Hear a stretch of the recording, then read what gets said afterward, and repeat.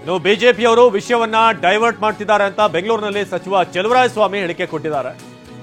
ಹನುಮಂತರಾಯಪ್ಪ ಅವರ ಆಡಿಯೋನ ಬಳಸಿ ಈ ವಿಷಯವನ್ನ ಡೈವರ್ಟ್ ಮಾಡುವಂತ ಕೆಲಸ ಬಿಜೆಪಿ ಮಾಡ್ತಾ ಇದೆ.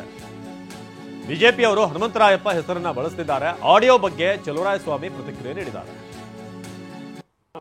ಸ್ವಲ್ಪ ಬಾಯಿಗೆ ಬಂದಂಗೆ ಮಾತಾಡ್ಕೊಂಡು ಈ ಹನುಮಂತರಾಯಪ್ಪರದ್ದು ಏನೋ ಹೇಳಿರೋದನ್ನ ಏನೋ ಟ್ವೀಟ್ ಮಾಡಿ ಅದನ್ನೆಲ್ಲ ತಿರುಗಿಸಿ ಪರೀಕ್ಷಿ ಚರ್ಚೆ ಮಾಡೋಕ್ಕೆ ಹೋಗ್ತಾ ಇದ್ದಾರೆ. ಸೊ ಆಯ್ತು ನೋಡ್ರಿ, ನಮಗೂ ಇತಿಮಿತಿ ಇದೆ. ನಾವು ಮಾತಾಡಿದ್ರು ತಪ್ಪೆ, ಇನ್ನೊಬ್ಬರು ಮಾತಾಡೋದು ತಪ್ಪೆ. ಅನಾವಶ್ಯಕವಾಗಿ ಏನೇನೋ ಮಾತನಾಡೋಕ್ಕಾಗಲ್ಲ. ಹನುಮಂತರಾಯಪ್ಪರ ವಿಚಾರನ ಅವರು ಏನೋ ಒಂದು ಡೈವರ್ಟ್ ಮಾಡ್ಲಿಕ್ಕೆ ಹೋಗ್ತಾ ಇದ್ದಾರೆ. ಇನ್ನು ಹನುಮಂತರಾಯಪ್ಪ ಆಡಿಯೋ ಬಗ್ಗೆ ಸಚಿವ ಸುಧಾಕರ್ ಕೂಡ ಮಾತನಾಡಿದ್ದಾರೆ. ನಾನು ಆಡಿಯೋ ಕೇಳಿದ್ದೇನೆ, ಅದರಲ್ಲಿ ಎಲ್ಲೂ ಕೂಡ ಕೇಸ್ ಹಾಕಿ ಅಂತ ಎಲ್ಲೂ ಹೇಳಿಲ್ಲ, ಪ್ರೊವೋಕ್ ಮಾಡಿಲ್ಲ. ನಿಮ್ಮ ಬೆಂಬಲಕ್ಕೆ ನಿಲ್ಲುವ ಭರವಸೆ ಆಡಿಯೋದಲ್ಲಿದೆ ಅಷ್ಟೇನೆ. ಏನೇ ಸಮಸ್ಯೆ ಇದ್ರೂ ಕೂಡ ಕೂತು ಮಾತನಾಡಿ ಭರವಸೆ ಪರಿಹಾರ ಮಾಡೋಣ ಅಂತ ಅವರೊಂದು ಮಾತು ಕೊಟ್ಟಿದ್ದಾರೆ ಅಂತ ನೋಡಿ. ಈಗ ಹನುಮಂತರಾಯಪ್ಪನವರು ಮಾತಾಡಿರ್ತಕ್ಕಂಥ ಆಡಿಯೋನು ನಾನು ಕೇಳಿದ್ದೀನಿ.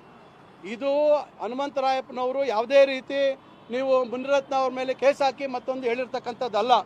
ನಿಮಗೆ ಕೋರ್ಟ್ ನಿಮಗೆ ಕೇಸ್ ಹಾಕಿದ್ದಾರೆ, ನಿಮ್ಮ ಮೇಲೆ ನಾವು ನಿಮ್ಮ ಜೊತೆಗೆ ಇರ್ತೀವಿ ಅಂತಕ್ಕಂಥ ಧೈರ್ಯ ಹೇಳ್ತಕ್ಕಂಥ ಮಾತುಗಳನ್ನು ಆಡಿದ್ದಾರೆ. ನಿಮಗೆ ಕಾರ್ಪೊರೇಷನಲ್ಲಿ ತೊಂದರೆ ಮಾಡ್ತಾ ಇದ್ದಾರೆ, ಅದನ್ನು ತೊಂದರೆಗಳನ್ನು ನಾವು ಬಗೆಹರಿಸ್ಕೊಡ್ತೀವಿ ಅಂತಕ್ಕಂಥ ಮಾತನ್ನು ಹೇಳಿದ್ದಾರೆ. ಬಿಟ್ಟರೆ ಬೇರೆ ಯಾವುದೇ ರೀತಿ ಅವರು ಹನುಮಂತರಾಯಪ್ಪನವ್ರು ಹೇಳಿರ್ತಕ್ಕಂಥದ್ದಿಲ್ಲ.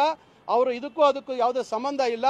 ಏನು ನಿರಂತರವಾಗಿ ಗುತ್ತಿಗೆದಾರರ ಮೇಲೆ ದಬ್ಬಾಳಿಕೆ ನಡೀತಾ ಇರ್ತಕ್ಕಂಥದ್ದಕ್ಕೆ ಇವತ್ತು ಅವರು ಅವರಿಗೆ ರಕ್ಷಣೆ ಕೊಡ್ತಕ್ಕಂಥ ಮಾತುಗಳನ್ನು ಹೇಳಿದ್ದಾರೆ ಅಷ್ಟೇ. ನೋಡಿ, ಈಗ